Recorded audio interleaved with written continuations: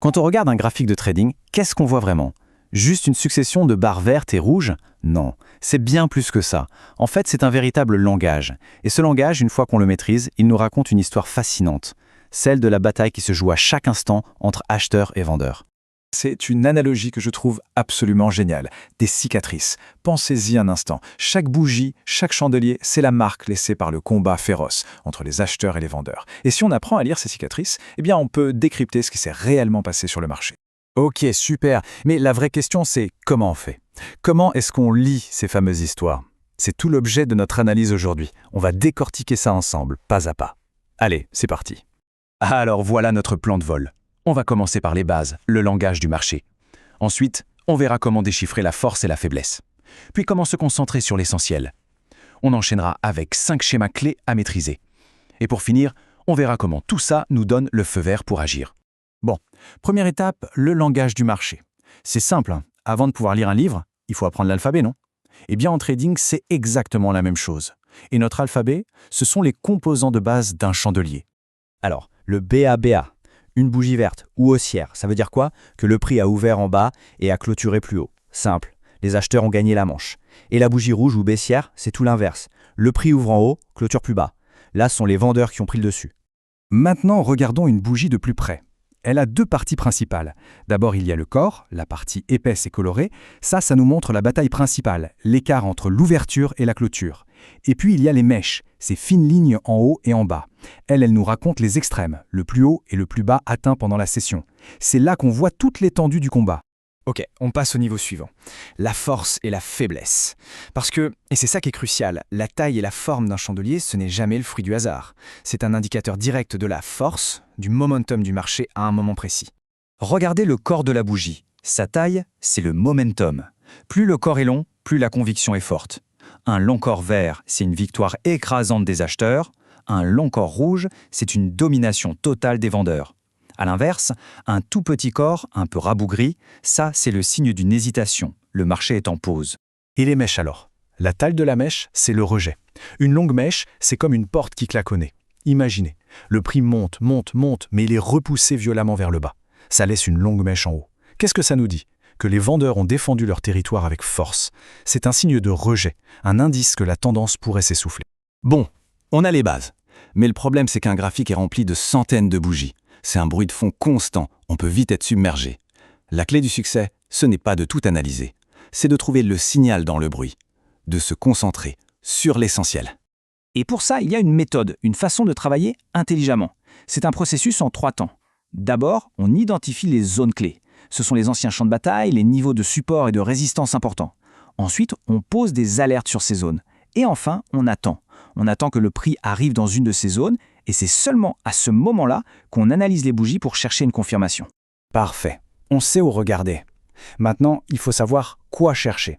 Et la bonne nouvelle, c'est qu'il est inutile de mémoriser 50 configurations compliquées. On va se concentrer sur 5 schémas. Les 5 plus puissants, les plus fiables. Le premier, c'est un grand classique. Le marteau. Imaginez une tendance baissière, le prix chute, et puis cette bougie apparaît.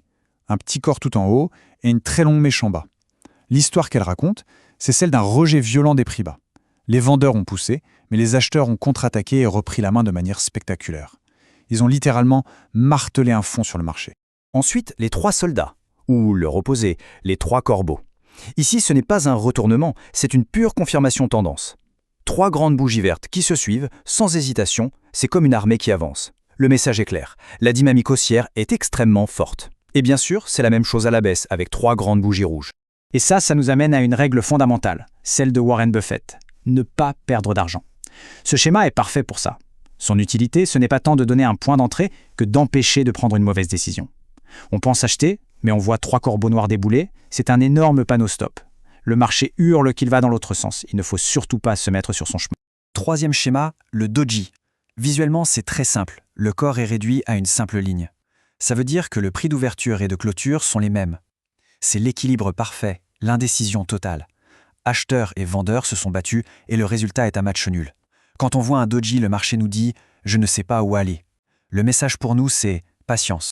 Numéro 4, l'étoile du soir ou l'étoile du matin. Celui-là est magnifique parce qu'il raconte une histoire complète en 3 actes. Acte 1, une grande bougie verte, la tendance haussière est en pleine forme. Acte 2, un doji au sommet.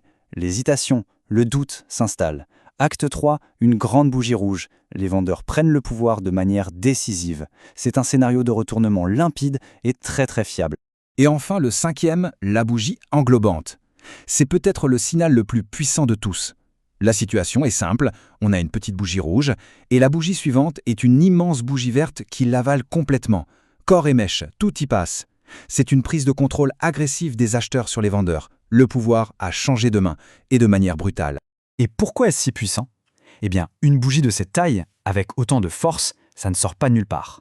Pour créer un tel mouvement, il faut des volumes d'ordre colossaux. Et ça, c'est la signature des grandes institutions, des gros poissons du marché. Quand on voit une englobante, on sait que les smart monnaies sont probablement en train d'entrer. D'accord, on a toutes les pièces du puzzle.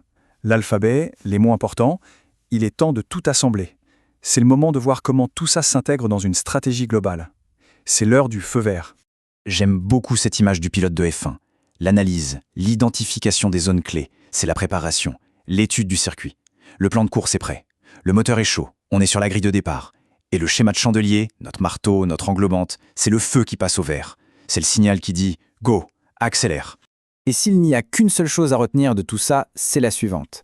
Les chandeliers ne sont pas une boule de cristal. Ils ne prédisent pas l'avenir. Ce sont des outils de confirmation. C'est ça le mot-clé. On n'entre pas sur le marché juste parce qu'on voit un joli schéma. Non. On a d'abord un plan, une analyse. Le chandelier, c'est juste le déclencheur final, la confirmation qu'on attendait. Alors concrètement, pourquoi c'est si important? Parce que ça change tout. Ça permet d'éviter le trading émotionnel, le « je sens que ça va monter ». Ça donne des points d'entrée précis, chirurgicaux. Ça filtre tout le bruit inutile du marché. Et au final, le plus important, ça augmente considérablement les probabilités de succès.